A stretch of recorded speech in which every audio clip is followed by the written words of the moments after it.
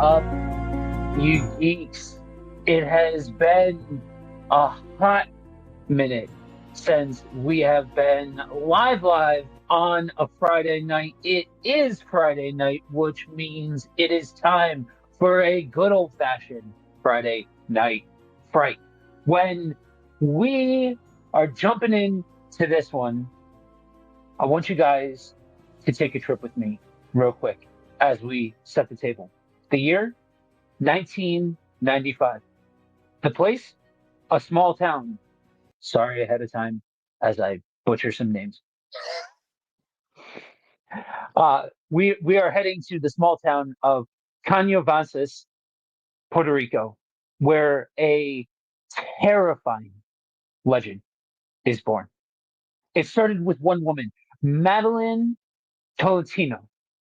Madeline was an ordinary woman living in a relatively ordinary neighborhood until the day she saw something that would change her life forever. According to her, it was a bright and humid afternoon when she noticed something strange outside of her window. She peered through the glass and saw a creature unlike anything that she had ever seen before. It stood on two legs like a human, but that's where the similarities end. Its skin was grayish and leathery, covered in patches of strange ridges. A row of sharp spines ran down its back, and its arms were long and thin, ending in clawed fingers.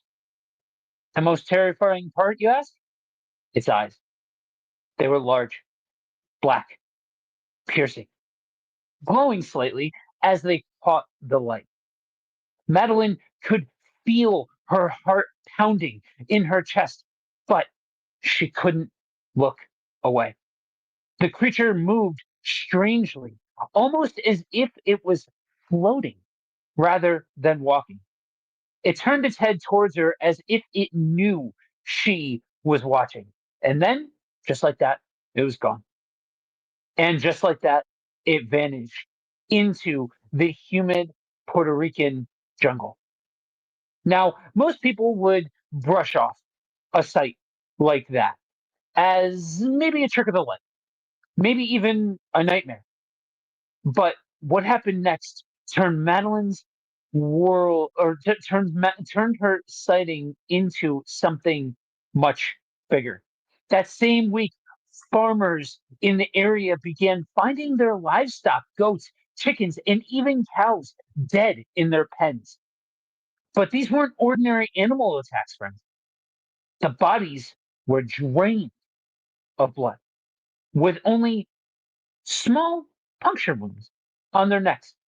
No sign of struggle, no tracks to be found, no predators nearby. People whispered about a vampire in the countryside. Then more people started seeing the same creature. Descriptions matched what Madeline had seen: spiny, gray skin, and glowing red eyes. Fear spread like wildfire.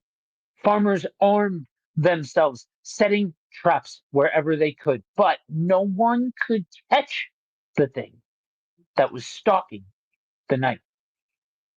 The newspapers gave it a name: El Chupacabra, the goat sucker. And just like that, the legend was born. But here's the strange thing, y'all. Years later, some skeptics suggested that Madeline's sightings might have been influenced by a movie, specifically a 1995 sci fi horror film that we will get into. The creature bore a striking resemblance, but here's the thing: even today, deep in the rural parts of Puerto Rico, Mexico, Texas, and beyond, there are those who still believe that there is something out there waiting in the dark. So, as we get into today's festivities, we are talking about the Chupacabra, the legend of Puerto Rico. So, as we always do, I am joined by the co host with the most, Christian Ashley. Dude, we are back at it once again. Oh yeah. So a little bit of housekeeping. You may have noticed there's been a schedule slip. That's for multiple reasons. Um, some of that was I got a bad diagnosis, nothing terminal or anything like that. It's just diabetes. Yeah, it's just diabetes. I was very upset with that. I had some family drama to deal with. I've been off and on sick and focusing on getting this final bit of semester done with seminary. So that's taken a lot of time away from me. Joe owed me some money, so I went up to Pennsylvania and broke his kneecaps, and he suffered from that for a while. He can tell you Yep. more about that. Like, it's just been a time. Like I'm currently sick right now. I'm really drugged up on everything that can whatever suppress what is wrong with me right now. So if I end up not being as PC as normal, that's why. It would be weird if this was a Friday night Frights and you were like any kind of PC at all. That's half the fun of this. So yeah, for those of you that don't know, broke my kneecap in half.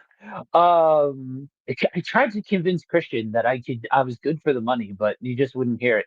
But yeah, so lots happened, lots, hopefully the end of 2024 was a good one for you all, or at least as non-ridiculous as ours. Maybe we'll go with that. At least not an incredible bar, but um, and so I'm just I'm glad to be back here on a Friday night. So let me ask you something. What was your exposure to Chupacabra? You're in that same generation as I am. So this Yeah. is, you probably remember when these sightings were happening. Yeah. In '95, I was 5, so I didn't have that much awareness of the world. But I know a couple years later, I remember it was the old Shadowlands website, and it had a bunch of cryptozoology stuff and paranormal stuff. And surprisingly, it's still active today. I thought for sure it'd be one of those I'd have to go way back machine to find. Uh, and I saw this creature talked about like in Puerto Rico, and that was like actually my introduction to Puerto Rico too as a concept. It's like, oh, well, it's something Caribbean that's also American owned. It should be a state by now. Uh, but we'll talk about that in another show. And the idea of this creepy thing just coming up and sucking the blood out of you know goats and other livestock as a kid was extremely frightening. So I wanted nothing to do with it, but I was also held captivated by being that monster kid of, well, I want to know more, but I'm also extremely freaked out. And that was way back when I didn't handle scary things as well as I do now. Yeah. I grew up on things like Unsolved Mysteries, and I grew up on horror movies and all of that sort of stuff. And so I remember when these reports were coming out, and the big to do that that happened as a result of it, and how quickly, we'll get to this later on in our show, that man, this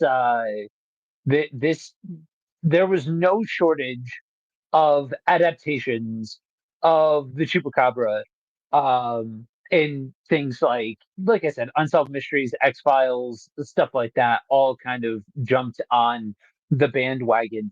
I think for me, being a little older, I remember there was a phenomenon that happened in the '90s where vampire culture was like really a big thing. It kind of went Mm. hand in hand with goth culture and stuff like that. And so like vampires were very in vogue, things like that, and like vampire adjacent creatures and stuff. And so this was kind of a well known thing for me growing up.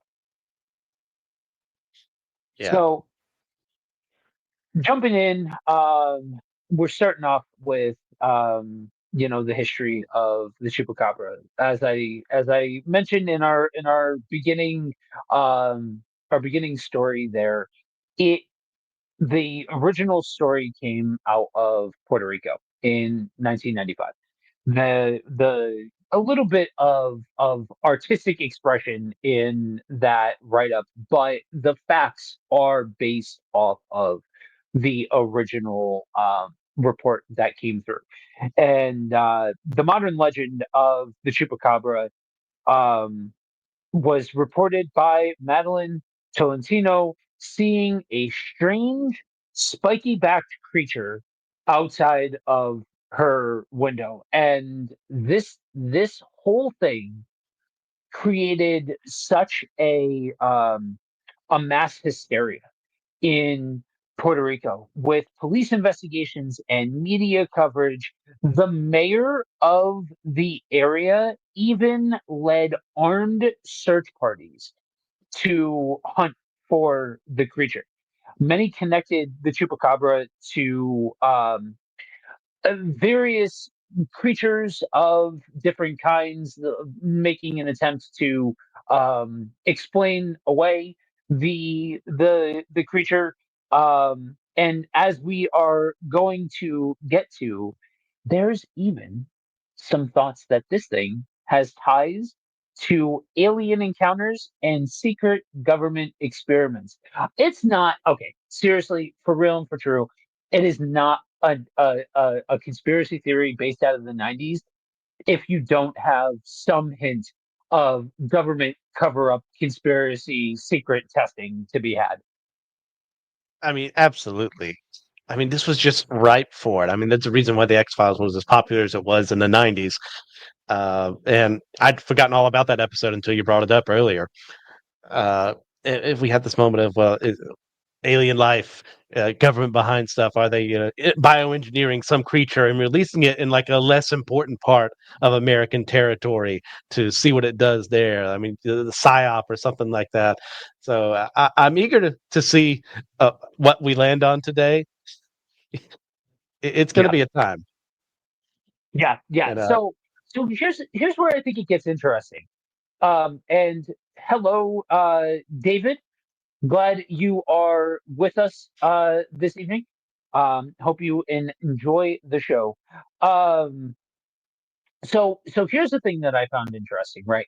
So we have the 1995 account where a lot of like what we we do, dude, like the old coast to coast radio show, Art Bell. We should oh yeah, 100% do try to figure that one out. That would be funny.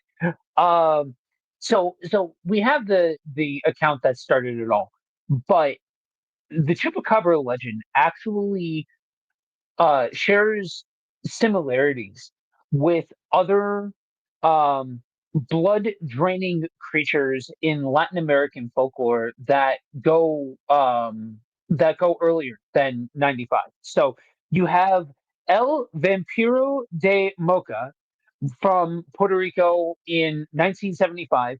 In the town of Mocha, dozens of farm animals were found mysteriously drained of blood. The attacks were first blamed on satanic cults, but when no suspects were found, people started whispering about a supernatural predator.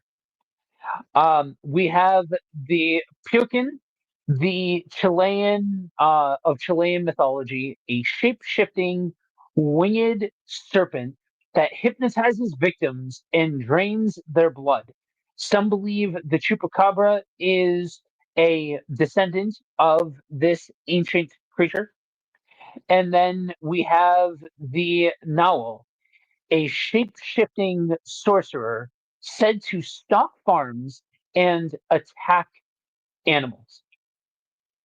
So and there's more that's been off from this, but these are some examples of um, these this culture being steeped in specifically um, legends of a blood sucking creature. And I think it's interesting, right? Like it's easy to come on here and be like, oh, it's all, hogwash and whatever. But it, you got to look at it from a wide angle point of view, right? Like if you're gonna honestly and authentically look at this, you got to say, okay, so you're looking at everything from the 70s being like the first, documented case of this that I could find anyway. I'm sure there are ones that predate that, but the first one that was documented, you've got the 70s, and then on through to the 90s and in modern day. I don't know, man. I think that there's something to be said for the fact that we have a very limited idea of all of the different creatures that walk this planet. That's all I'm saying. Yeah. Well, you get into things like the larger a creature is, the harder it is for it to hide. Especially humans have been on this island for hundreds of years, thousands of years before the Spanish came in, and there's no folklore about it, maybe, which is typically, when you're looking, cryptozoological sources, if the natives have folklore about it, there's a high indication that something probably there, or maybe it might be made up, but there's more of a likelihood there's something there. But with the chupacabra, just kind of comes onto the scene, and I mean, especially in the '90s. But you're right, there's the report of the '70s. I remember reading somewhere there may be like newspaper clippings from the 1800s, but I'm not going to put too much stock into that right now without actually looking it up right now. But it's like, okay, well, why is it showing up now? What is happening here? Is it mass hysteria? Are people imagining the same thing because one person saw one thing?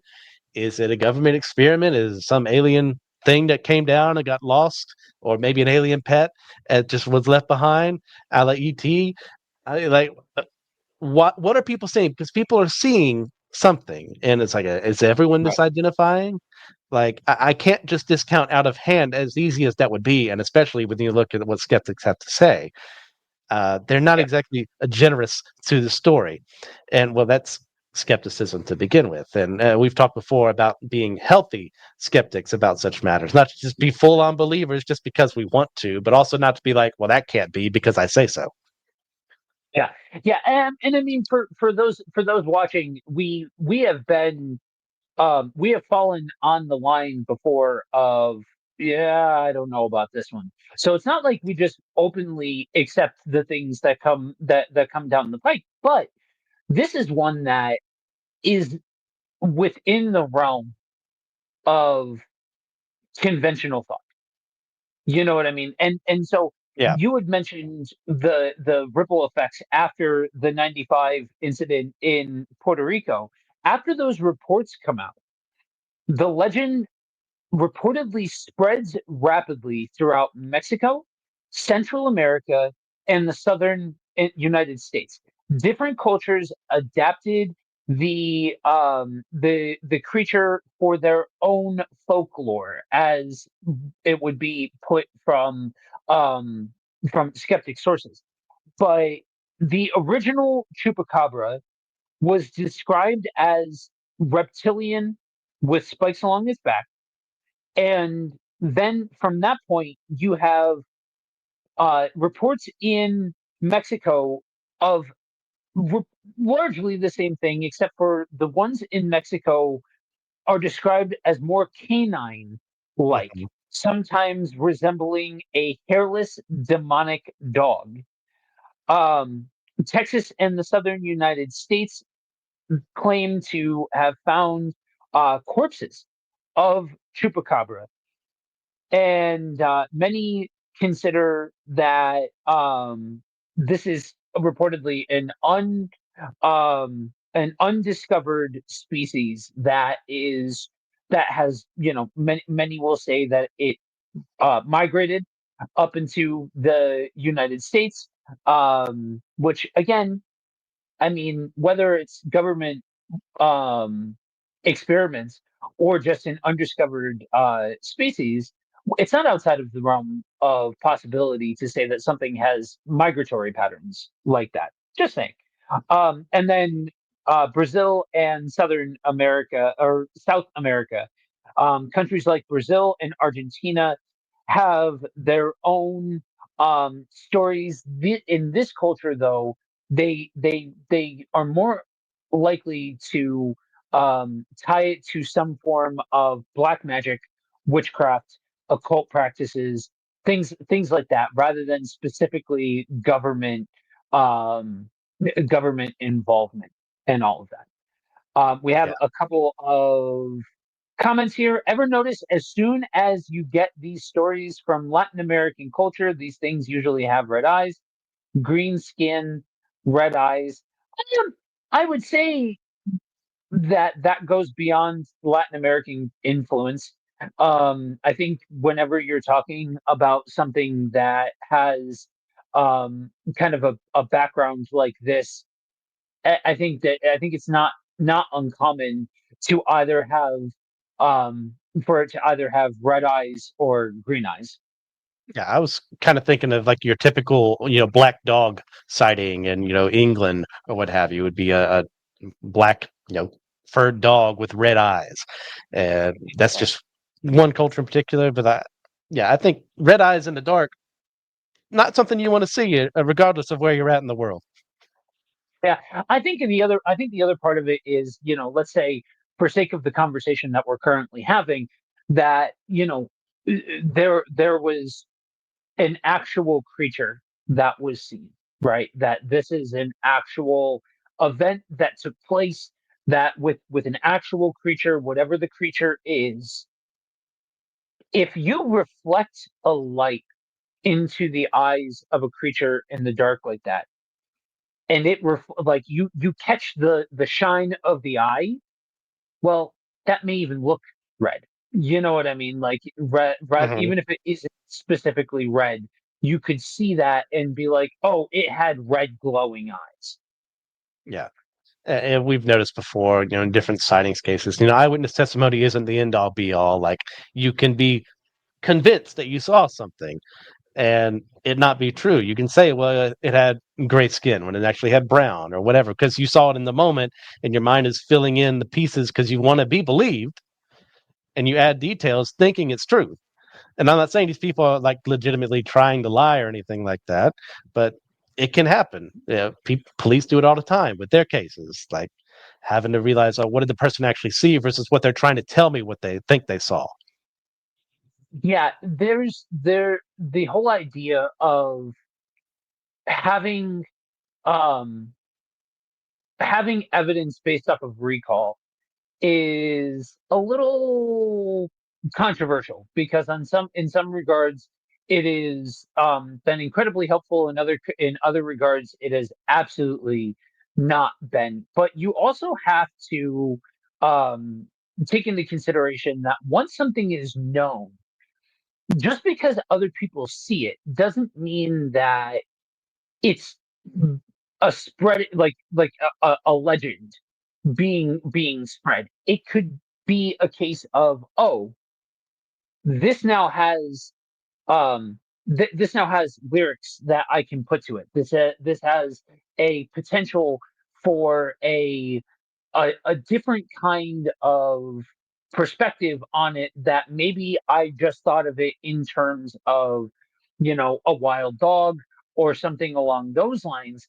But oftentimes skeptics will turn to things like, okay, so the 90s, you've got the original setting in Puerto Rico, the one that most people like the actual lyrics of Chupacabra and all of that. And then you have Mexico, the late 90s to the early aughts. Then you have Texas and the southern US, the 2000s, and so on and so forth. Like, and then the early 2000s, Brazil and South America.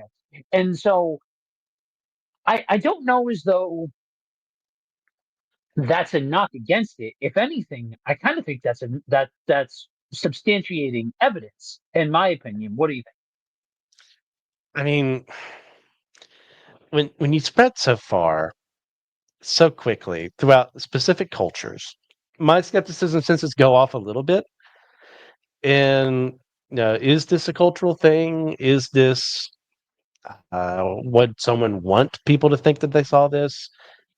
And especially a creature as large as one of this is supposed to be. And Mhm. it makes me go, okay, why hasn't anyone, documented this before? So that's if this is something that was endemic to the area beforehand. But we talked about migration earlier. Okay, well, how did they get from Puerto Rico to these other places? Well, shipping happens, but you didn't notice this giant feral green dog thing with spikes in the shipping container? Sure, I'll go with that. I, I just it strains credibility to me that it happens the way it does, spreading like wildfire. If this is something that is a natural creature, Yeah, I mean, so while while I can see where you're coming from, I I'm more compelled to say that it's marginally within certain parameters, um, more centralized than other folklore. So like if we had one in the United Kingdom, and then we have one for the Middle East, and then we had one, and hmm and they're super decentralized, and they're all over the place. Like I think the second that you start to get into things like in my neck of the woods, the Jersey Devil is like a thing, and like all of this stuff that like there's like similarities if you squint and cock your head sort of deal. um that's where you start to strain the idea for me. But when you're talking about an at least marginally centralized area where you're not going incredibly far out to get to wherever, because you don't know, like, if they have a life cycle, most things grow over a life cycle, right? And so you may be talking about a small litter that moved from point A to point B, or something along those lines, where we have the checks and whites. Yep. um so it's one of those things that, like, it's it's not, for me, it's not outside of the realm of possibility to say, okay, who knows? Maybe its habitation isn't just in one area and then it migrated out and that's why it's in all of the area. Maybe it's indigenous to warmer climate. Maybe it's indigenous to the southern part of the world, and that kind of has allowed for different breeds of it or different aspects being bred into this same creature, which is why we have bipedal, we have canine like, we have these different versions that could be traced back to, okay, maybe this isn't aliens, but this to me is lo-fi. You know what I mean? And I think it's kind of the same line. So we I'll turn back to the comments. We've got David, and man, for the rest of you and for anybody else that's watching along the way as you pop in all this stuff, take a cue off of David. We love the interaction in the comment section. Seriously. Yes. Glad that you're engaging so much. But we have things like the Jackson Whites, we have things like the Jersey Devil, we have these different creatures that kind of, they, to me, are a little bit harder for me to fully wrap my mind around. And I think that you have these different cultures or different areas that may have maybe adapted some of the influence of other cryptids and things like that.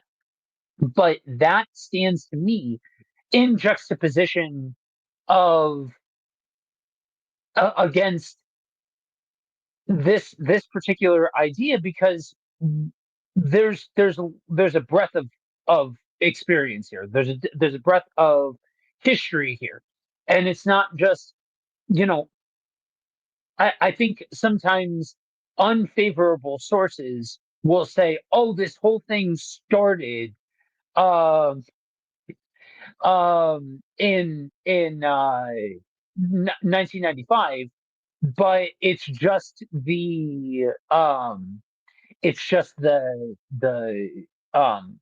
this interpretation of it, this you know instance of it, when, like I said, you have similar examples going back to the 70s and before. Yeah. And if I'm taking this as a natural creature that exists in the world, then subspecies help out a lot here because we have very different reports depending on where it's being reported from.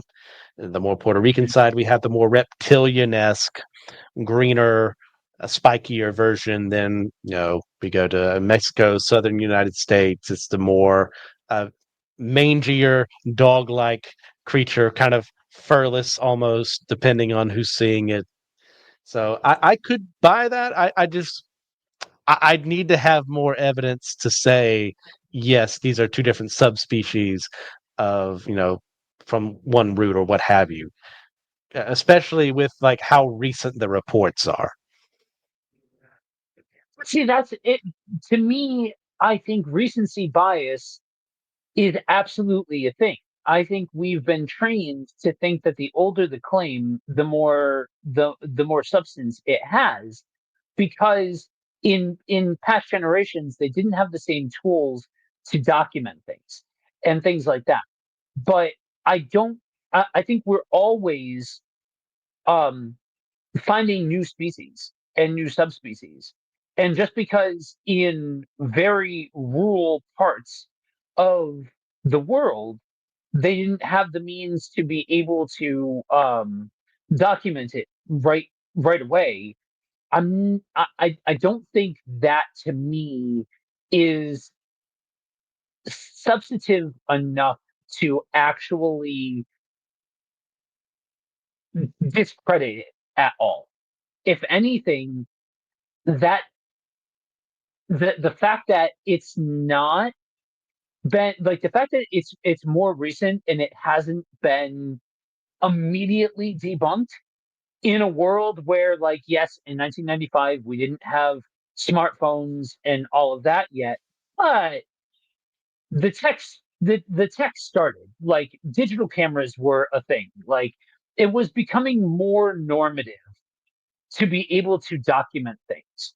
And then in a post cell phone world, I don't think it's I don't think it's irresponsible to, in this case, actually argue out of silence, because you're looking at you're looking at a claim that you know could very easily be shot down in today's world if the evidence was very readable.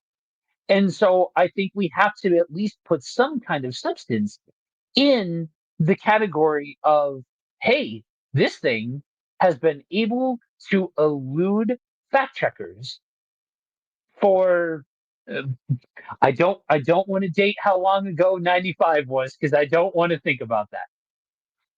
Also, I don't know what the monkey man is. Eh, What happened to It's them? a creature, I think it was like in the 2000s that attacked a bunch of people in, was it New Delhi or something like that?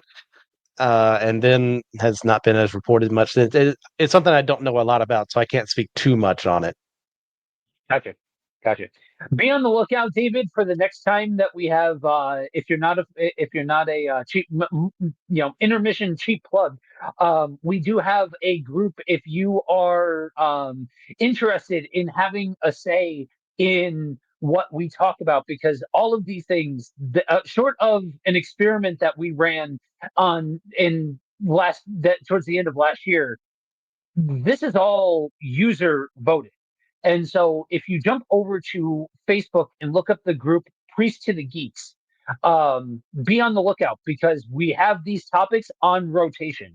And so maybe the next time that we jump to a cryptid episode, we may talk about the Monkey Man of India. So Um, I don't know. I think in this case, this is one of those situations where I think there's more than enough opportunity for it to be shot down. And because it hasn't been shot down, I think is when you have to start asking legitimate questions about the validity and start to maybe take this thing seriously. think that's extremely fair because I can't discount out of hand however many, thousands, hundreds of reports we've had of people who have seen something. Now, there's always going to be that side that's a hoax or people just making stuff up for people to like them or whatever. But there's also going to be people who legitimately thought they saw something or legitimately did see something. So I can't just out of hand say they were all crazy, off their meds. Their eyes weren't working well that night. But when it comes to something like this, it strains credulity to me a lot, especially with an area that's had as many Spanish missionaries, Spanish priests, scientists surveying these areas. Not to say they've looked under every single rock, but they were there for quite some time. And as well, I go back again, and but this might be also a cause of the Spanish that we don't have as many surviving mythological tales of the area. So that might have been suppression.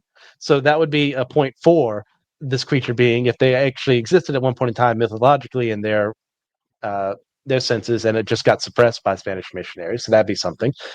But I, I know they're seeing something, so I can't just say there's nothing there. This creature doesn't exist. There's no such thing as a chupacabra. I just when it comes to being a natural species, I have a harder time labeling that as my answer. I know that we're going to go over more, but focusing on this one, I have a lot of skepticism on that regard. Yeah, and again, to be fair, in the in the back and forth of it all, I can understand how, especially when you consider the animals, the carcasses that were found that were supposed chupacabra. I can see the fact that you're talking about a part of the world that is given to folklore. There is a lot of folklore that comes out of the Latin culture.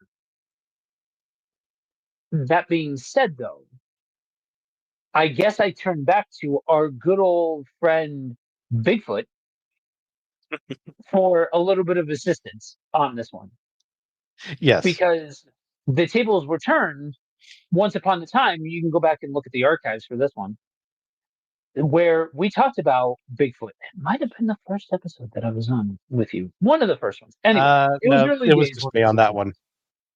And on. to Okay. your credit, I did give more believability to Bigfoot than I'm giving to this, which is a much Well, larger creature.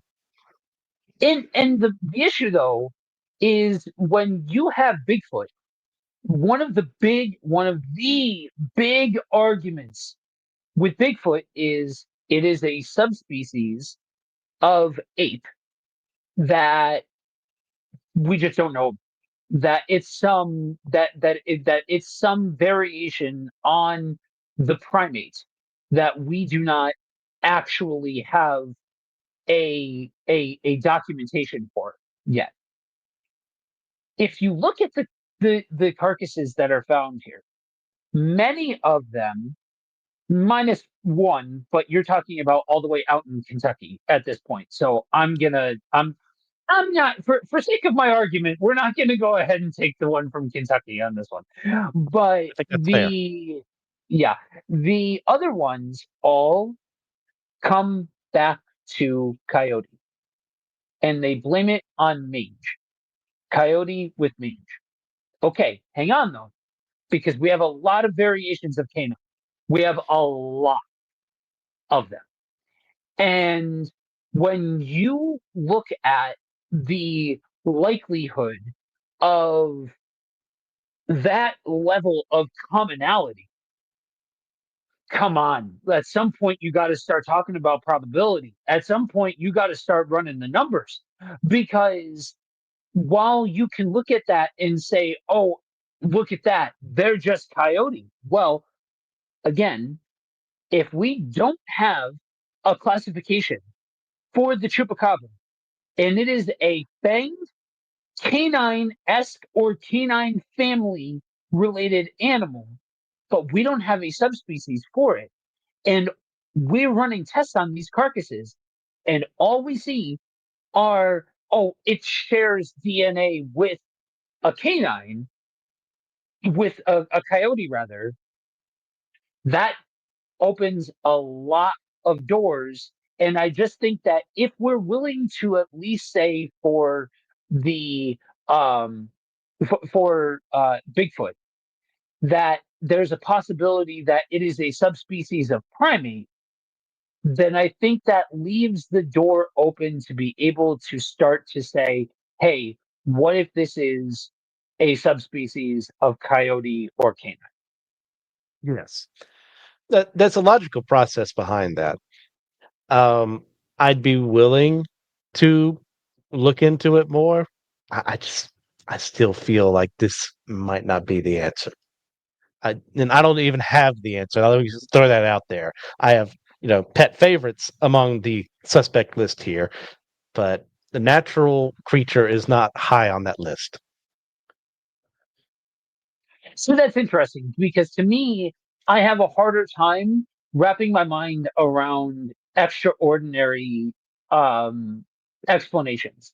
And David dropped a comment before, and I very purposefully haven't pulled it up yet because we're going to get to, for anybody I who figured. isn't who's new to this sort of thing, we're going to get to what we think the plausible explanation is for this sort of thing. But um, to me, an extraordinary explanation is a harder pill to swallow than a subspecies from a part of the world that is so rural and so disconnected from each other that the fact that there is every possibility that there are subspecies of creatures that we have no idea about, because how often are we exploring that part of the world? How often are we exploring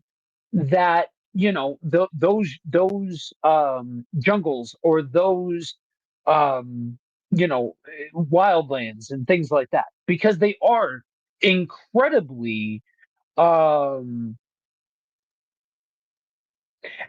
I have no idea. Yeah, yeah. Because they are incredibly dangerous. Whether we're talking about the chupacabra or not, or anything like that, the wildlife there will it is a dangerous thing to be out in that wilderness investigating, which actually to me brings some of the credibility forward, because most predators like a coyote or like wild dogs leave behind torn flesh and signs of a struggle. This is weird behavior for what else would be coming in that area. So to mistake it and have a different animal that's causing this be the reason why this is happening, it's very odd behavior if you're going for a purely naturalistic perspective that discredits some form of subspecies. Yeah. I mean, because going off of, the corpses left behind and what studying has been done, you'll find 15 different people saying, well, this has actually been verified. This hasn't been verified. It's all over the place. But vampire bats are not endemic. Endemic is the right word to Puerto Rico. Right. They are in other parts of Central and South America. Yeah, So that's not your explanation unless they can now overpower more giant creatures and then drain their entire blood, which is not how vampire bats operate. So exactly. something has clearly, gained the ability to do this, and it doesn't seem to be done by human hands. It's probably not a bunch of Satanists out there, 70s, 80s, a little bit of the 90s, satanic panic going on. Always a fun time for everyone involved. Uh, it's same with the cattle mutilations that were happening at the same time in this, pretty much mostly the southwestern U.S. Mhm. Something seems to have surgically done this or been designed in a way to have surgically do this. Yeah. What is that thing? That is our question. Yeah. My personal my personal favorite least likely explanation are oversized barn owls. Seriously, some people think it's oversized barn owls. Now, don't get me wrong. I don't know who here. Show of hands in the peanut gallery. Show of hands in the comment section. Who all has come face to face with a large owl like that? That is like that. Those things are terrifying. Like I'm not a fan. I think that they are but like you mean to tell I don't me blame you. that large barn owls are taking out whole animals and just draining their again, come on. Like if we are going to be charitable and not just say the whole thing is hogwash, then we have to look to actual plausible um explanations or be willing to incorporate in the extraordinary. Yeah, yeah, I agree with you there because, and I know this is a difference of opinion between the two of us because I go more fantastical at times because sometimes it just feels the gaps in a little better, and you got in the gaps argument, whatever. We can argue about that all day. It just feels better to me when these things that I'm questioning don't line up as well. And it's easier, mind you, to just say, well, the more fantastical you get, then you can explain it with that. And there's an argument to be made against that. And I'm fine with that. We can have that argument. But I still can't get behind this. There's no way it's a barn owl. Uh, it's not an oversized giant vampire bat, which, by the way, doesn't drink that much blood. And even if it got bigger, would have issues with flying anyways. Could it be this subspecies of canine that has developed a way to do this? Yeah, I could get a little behind that, but I'm not taking. I'm not really taking a lot of bullets for this, anyways, for any of my theories. But I'm not taking the bullet for that one specifically. Okay, so I'm, which is fascinating because anybody who knows how these things usually go, and Golden Girl, glad you subbed. Thanks for joining us. Thank you for We are joining us. live every or we are live once a month for different subjects that for Friday Night Frights. But this is interesting because you look at could the chupacabra be real, right? Like that's the big question. And some cryptozoologists believe, like most cryptozoologists are going to say, it is a subspecies, it is an undiscovered subspecies of animal, which is 1000% going into this. I had my chips on that is where Christian was going to come from today. So the fact that he's so not doing that is fascinating to me. So we've alluded to it. So let's get to the other couple of explanations. So we have government experiment, right? The theory that this thing is a government experiment. What if the chupacabra is a result of top secret government projects gone wrong? Some point to the research facilities like El Unique Rainforest. Again, have mercy. I'm not. I can barely speak the English language, let alone anything else.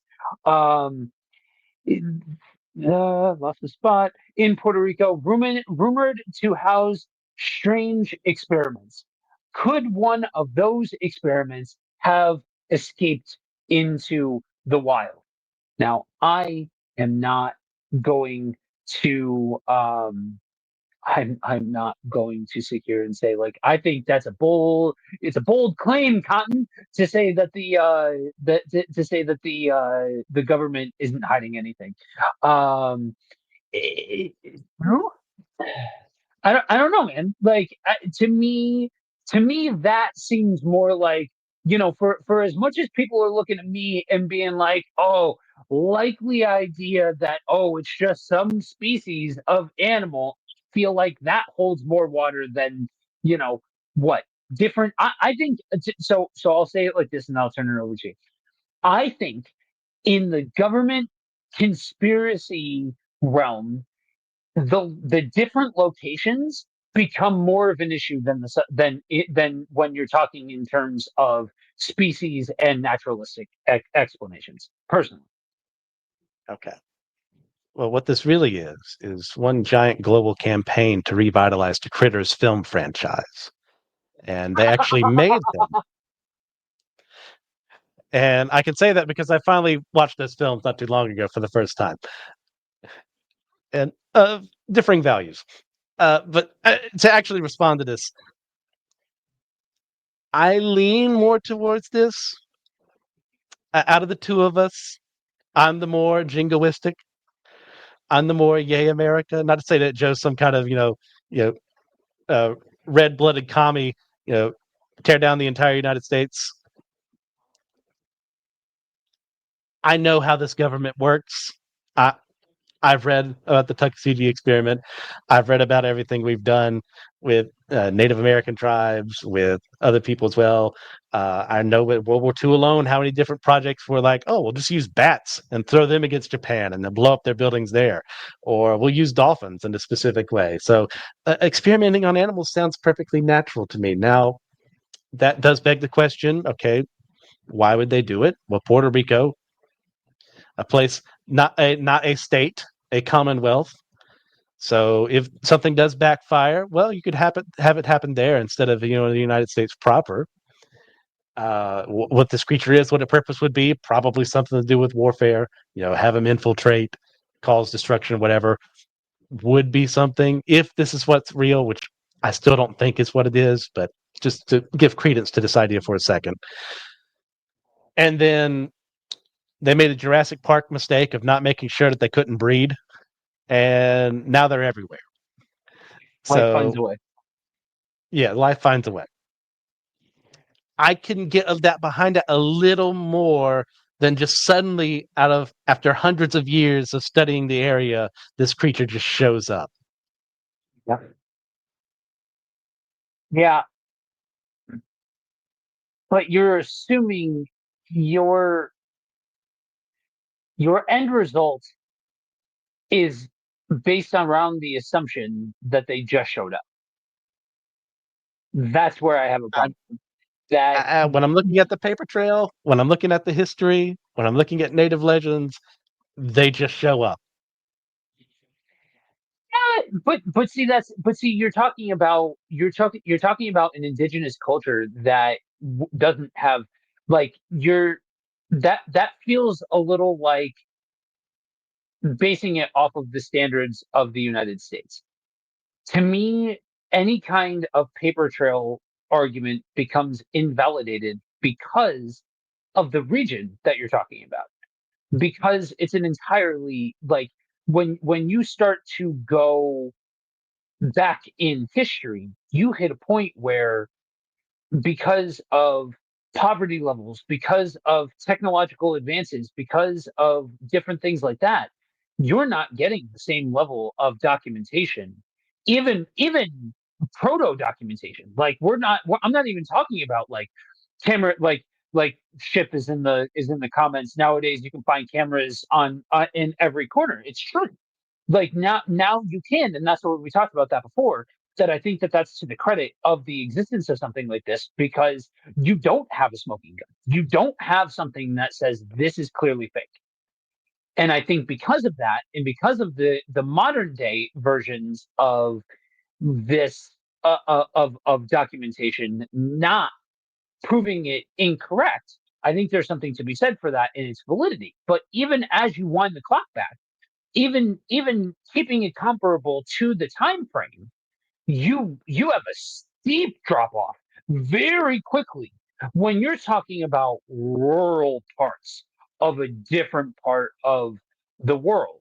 Now, that being said, hashtag burn it down, to everything that you said. Anyway, I said what I said. All complaints can go to Josh at Anazao Ministries Podcast Network.com. You can, you know, I think there's room to still reasonably say that, oh, so wait, you mean to tell me the government is creating and doctoring biological weapons in the form of animals to kill different, um you know if it's to take out people, if it's to take out animals, resources, the whole nine yards, whatever it is. You you you mean you mean to tell me that I feel like we've got a family reunion happening in the comment section? So the government has developed this weapon. Yeah, I could see that. I could 100% see that being a possibility. I don't think it's the most. So if I'm ranking them in terms of of plausibility, I'm going with species first, and then government conspiracy. And again, you have two really strong arguments to be made for the existence of this thing. So again, we are back to, I think that there's every possibility that this one is actually one of the creatures that we talk about here that actually has a basis in reality. I think we're going to continue arguing in circles around this one. Just going to have to agree to disagree because I ain't buying it. I'm this kid's is called beating somebody with logic and them not realizing it. Anyway, so another theory that we have, aliens. Okay. Now we got to get to the X-Files of it all. We got to get to the unsolved mysteries of it all.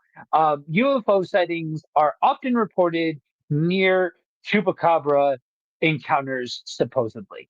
Some suggest it could be an extraterrestrial life form, either dropped here by accident or left behind intentionally.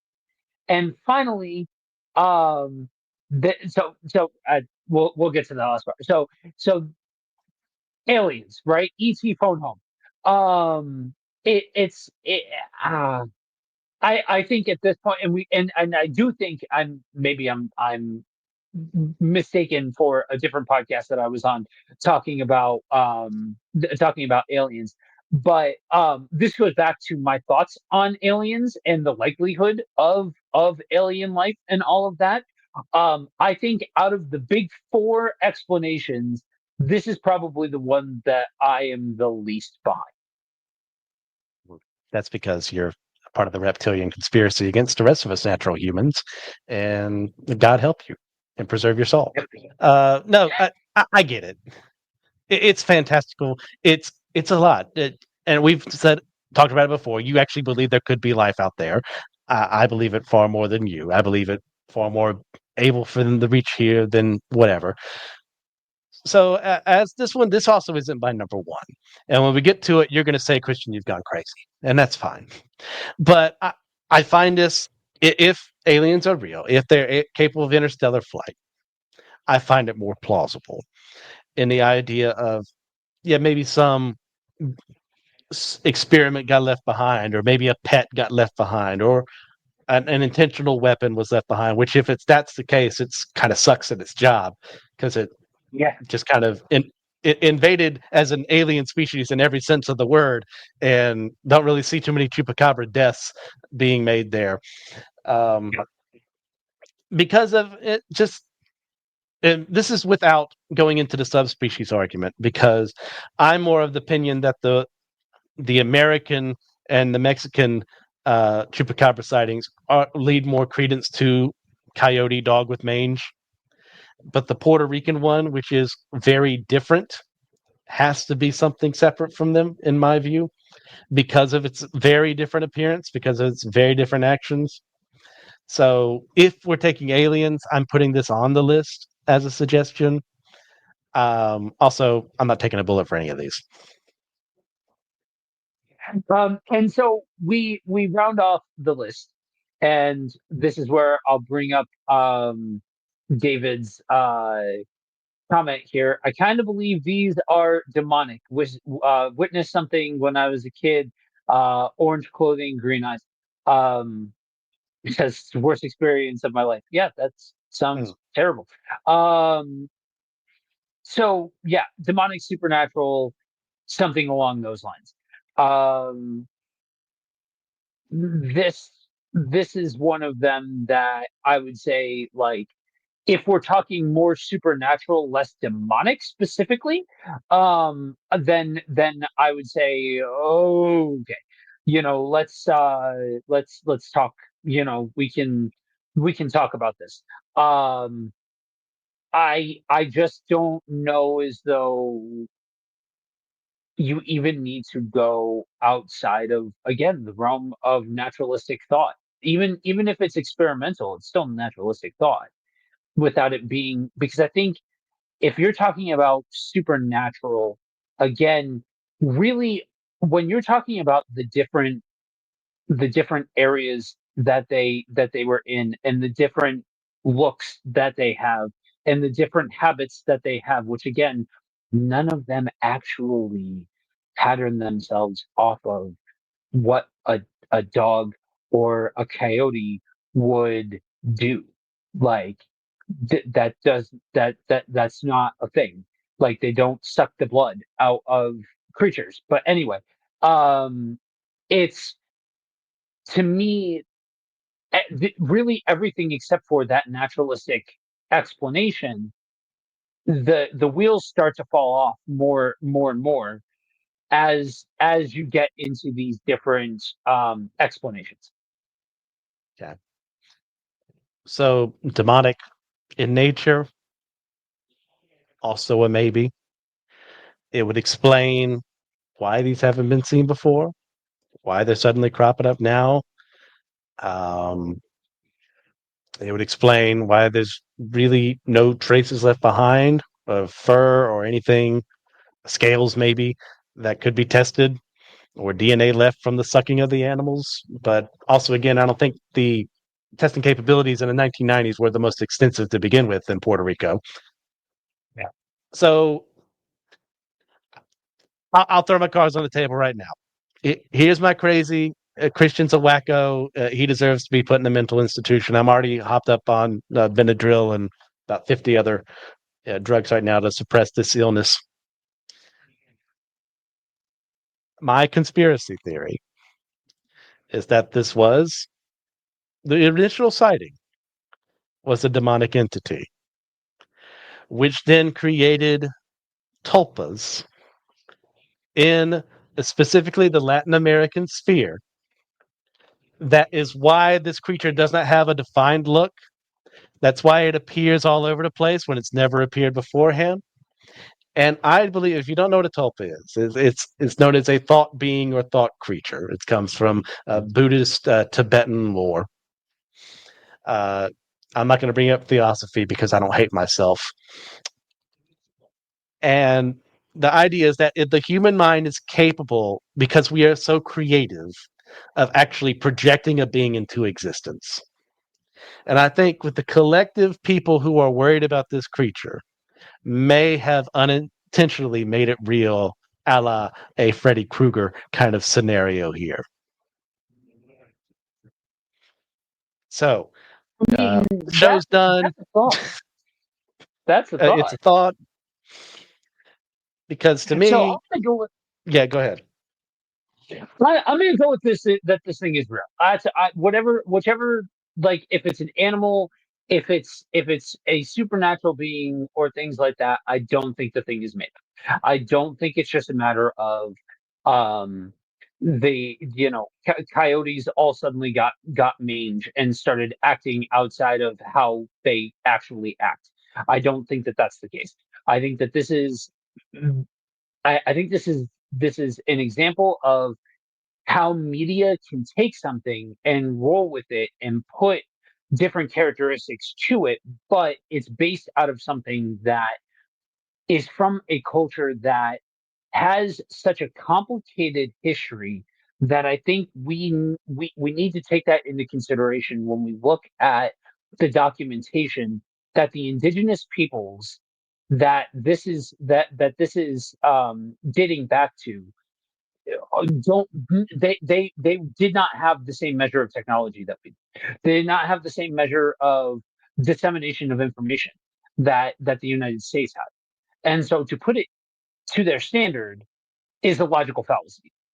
And I think, but I think regardless of any of that, there's such an overwhelming amount of proof, especially when or evidence, especially when you compare it to literally any of its contemporaries, like literally any of them. More people are cool with Bigfoot, and we have a fake videotape to My corroborate that God. one. Oh, that videotape is so fake. No, Come on, no, no, the no. dude The was proven movement, was nah. no, The dude was proven wrong 3 ways from Sunday. Like, get over it. It's an you're acre fetish. insane. Anyway, yeah, no. Anyway, Go back to in, the in Pine in Barrens. in comparison to any of its contemporaries, you're talking about the most amount of evidence that that you have for this sort of thing, that regardless of if it is a an animal that is a subspecies or an animal that's been experimented on, and we have government conspiracies involved in all of this, or you have um some kind of supernatural entity that that is the cause for some supernatural explanation for all of this. I think it is um irresponsible to hand wave this away and say that this doesn't exist. On that, we can agree. I think there are far too many people speaking out for this to be said, well, because I don't think this exists, therefore it doesn't. And you're going to have to wrestle with, okay, well, if I say they're seeing something, what are they seeing? And obviously, we've come up on different sides of the coin here in how we've interpreted these events, but at least there's an explanation. At least we're attempting something versus just saying it's not there. And that's why I always go back to Charles Fort. He of the naming for 4TN.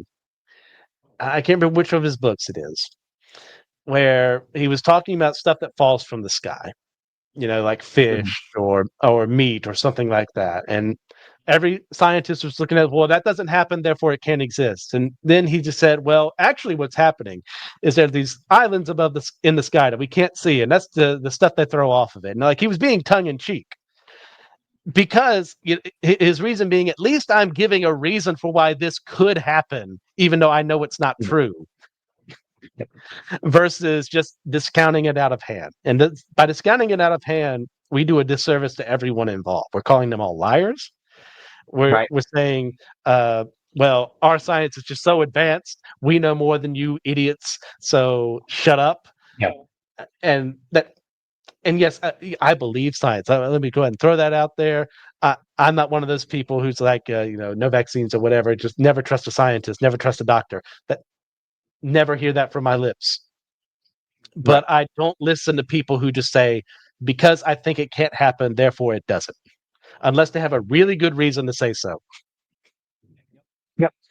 Absolutely, absolutely. I think this is one of them that I think for some of this stuff, cryptozoology and all of that, I think some of it, I think you have to want to believe. I think this one, even if you don't want to believe, the evidence is so overwhelming that something exists. What that something is, I think there's plenty of room for interpretation on, but I think that this is one of them that begs to that you've got to take it seriously that something Yes, caused all of this. So I completely and utterly agree. with that, we bring another one in the books. Hopefully, this is, and as you see, of course, there are plenty of versions from different forms of media. We have a whole party going on in the comment section. Y'all are the real MVPs of today's episode. We appreciate you all for jumping into the comment section and going wild and out in there. Much appreciated to you all. But for now, that's it. That's all. That's a wrap. Oh, hang on. Uh, so next time, our next topic of discussion voted on people on the Facebook page, Priest to the Geeks. We're going to discuss something that actually legitimately terrifies me: black-eyed kids. Yeah, I blame you all for all. Okay, listen. I'm gonna get more into this next month when we talk about this, but I blame each and every one of you that voted for that. That made me have to talk about this stuff because that is nightmare fuel, y'all. I blame you. Anyway, yeah, that's so. If you watching this are like, hey, I enjoy watching these two chop it up about different paranormal things, different unexplainable things, all of that sort of stuff. What you can do is head on over to Facebook and look up the group Priest to the Geeks. That is the one of the landing pads for the Anazao Ministry podcast network where people come together, yuck it up, and all kinds of nonsense. And you'll be able to find links for all of the shows within the network. You'll be able to find the monthly polls that go up that are designed to give you, the viewing audience, the power to be able to vote on what it is that we talk about. And if you question whether or not it's all on the up and up, just understand that Christian and I would not have picked Black Eyed Children by our own accord to talk about. Again, I've got a bone to pick with all of you that voted for this. Anyway, until next time, Priest to the Geeks is the let me see here. Can I create a new banner? Yes. No, that's a folder. Um, I think there's one on there Okay. somewhere. It's somewhere in all of this. I'm going to create a new one. Please. To the geeks. Live, y'all. Live. Add banner. There we There we go. go. So, Preach to the Geeks. If you look that up, you can go ahead and join there. And like I said, our polls go live once a month.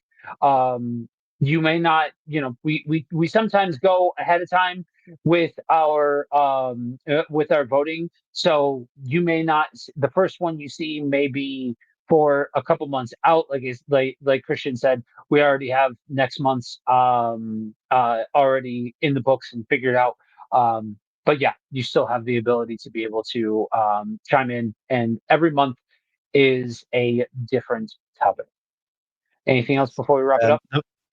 the month after, paranormal. So this is cryptozoology. We're doing paranormal next month.